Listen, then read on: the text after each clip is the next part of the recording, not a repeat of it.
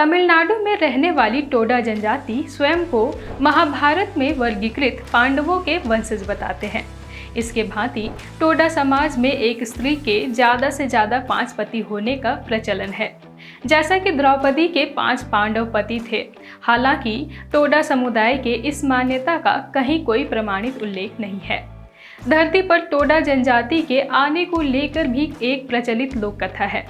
वहीं विशेषज्ञों का उनके उत्पत्ति को लेकर अलग अलग मान्यताएं हैं।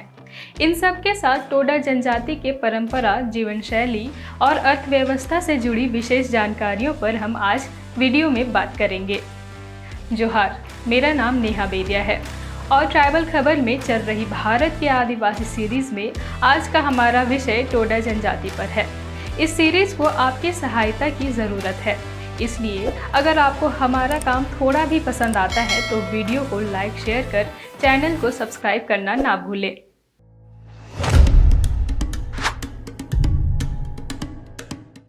तो सबसे पहले जानते हैं कि टोडा जनजाति कौन है और कहाँ निवास करते हैं। टोडा जनजाति भारत के 75 उन जनजातियों में से एक है जिसे विशेष रूप से कमज़ोर आदिवासी समुदायों की श्रेणी यानी पीवीटीजीज में रखा गया है। यह जनजाति मुख्यतः तमिलनाडु के नीलगिरी पहाड़ियों में बसे चारागाह क्षेत्रों में पशुपालक जनजाति के तौर पर निवास करती है। इनकी जनसंख्या वर्ष 1901 में 807 थी, जो वर्ष 2011 की जनगणना के अनुसार 2000 के आसपास है। इनकी भाषा टोडा है, जो द्रविड़ परिवार की सदस्य है। भाषा विशिष्ट रूप से असामान्य और सुनने समझने में थोड़ा कठिन है। भाषाविदों ने टोडा को ऐतिहासिक प्रोटो दक्षिण द्रविडियन के दक्षिणी उपसमूह के सदस्य के रूप में वर्गीकृत किया है। यह कन्नड़ के बाद लेकिन मलयालम से पहले दक्षिण द्रविडियन से अलग हो गया। वर्तमान में टोडा भाषा में बोले जाने वाले अधिकतम शब्द अन्य द्रविडियन भाषा परिवार से भिन्न पाए जाते हैं। नीलगिरी के चारागाह ढलानों पर टोडा जनजाति 3 से लेकर 7 छोटी छोटी झोपड़ियों वाली ऐसी बस्तियों में रहते हैं जो दूर दूर बिखरी होती है। इनकी झोपड़ियां लकड़ी के ढांचों पर खड़ी होती है तथा छतें अर्धबेलन आकार व कमानीदार होती है। ऐसे बनावट वाले घर भारत में और कहीं नहीं पाए जाते हैं। यह अपनी तरह का खूबसूरत आवास होता है जो पर्यटकों के लिए भी आकर्षक का केंद्र बनता है।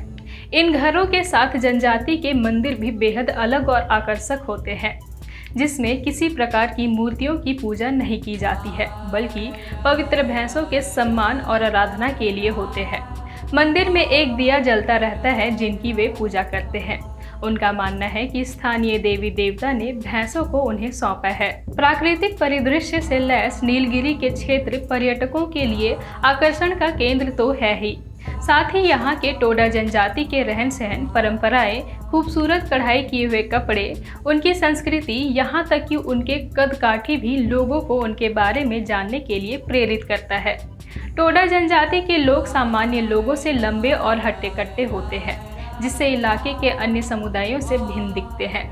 टोडा महिलाओं में अपने बालों को हाथों से घुमाकर घी लगाकर लंबे घुंघराले लटों जैसे परिवेश में करने का अनोखा प्रचलन देखा जाता है। समुदाय के सभी लोग लंबे सफ़ेद कपड़ों जिसमें पारंपरिक कढ़ाई किए हुए होते हैं उसे पहनते हैं, जो अन्य समुदायों के पहनावे से अधिक ढका हुआ होता है। उनकी अर्थव्यवस्था में भैंसों का सबसे बड़ा और अहम योगदान है। वे पूर्ण रूप से शाकाहारी होते हैं और मुख्यतः भैंसों पर निर्भर करते हैं। वे दूध व उससे बनने वाले अनेक उत्पादों का सेवन करते हैं। साथ ही अन्य गांवों में दूसरे समुदायों से विनिमय या व्यापार के जरिए अनाज, कपड़ा, औजार, बर्तन आदि जरूरी सामान लेते हैं। समुदाय की महिलाएं कपड़ों में खूबसूरती से पारंपरिक कढ़ाई करती हैं, जो दुनिया में मशहूर हो रहा है और बाज़ारों में इसकी मांग बढ़ रही है। यह उनके व्यावसायिक जीवन में सहायता के साथ लोगों के बीच उनकी नई पहचान बना रही है। टोडा जनजाति के धर्म की बात करें तो उनके लिए जीवन में सबसे ज़्यादा महत्वपूर्ण भैंसें हैं। उनका पूरा जीवन भैंसों के इर्द गिर्द केंद्रित है। दूध निकालने से लेकर पशुओं को नमक चारा खिलाने और दही मथने, मक्खन निकालने तथा मौसम के अनुसार चारागाहों के बदलने तक सारी क्रियाओं के साथ टोडा समुदाय का कोई न कोई धार्मिक अनुष्ठान जुड़ा रहता है। इसके अलावा गौपालकों के पुरोहितों के आदेश तथा गौशालाओं के पुनर्निर्माण आदि के लिए भी अनुष्ठान होते हैं। टोडा समाज के लगभग सभी पूजा पाठ की गतिविधियां पुरुषों द्वारा की जाती है। यहाँ तक कि भैंसों से दूध निकालने का कार्य भी पुरुष ही करते हैं। टोडा समाज के सबसे पहले पुरुष और महिला के नीलगिरी पहाड़ियों में आने के पीछे एक लोक कथा चलती रही है। बताया जाता है कि उनके देवता ओन एक दिन नीलगिरी के पहाड़ी पर जीवन की रचना करने गए और उन्होंने 1600 पवित्र भैंसों को धरती से लाया। सबसे आखिर के भैंस के पूंछ से लटकते हुए एक पुरुष भी आ गया, जो पहला टोडा था। ओन ने टोडा के दाईं पसली का एक छोटा सा हिस्सा लिया और पहली टोडा महिला की रचना की।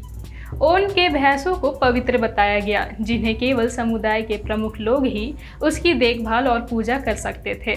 वहीं ओन की पत्नी ने 1800 भैंसों को लाया, जिन्हें अन्य टोडा देखभाल कर सकते थे। समाज में यह मान्यता आज भी है कि गांवों में 2 वर्ग के भैंसों को देखा जाता है, जिनके अनुकूल प्रतिष्ठित अनुष्ठान भी है। ये तो थी उनकी लोक कथा। अब बात करते हैं उनके प्रथाओं की। टोडा समाज में बहुपति विवाह सामान्य है। अनेक पुरुषों, सामान्यतः भाइयों की एक ही पत्नी हो सकती है।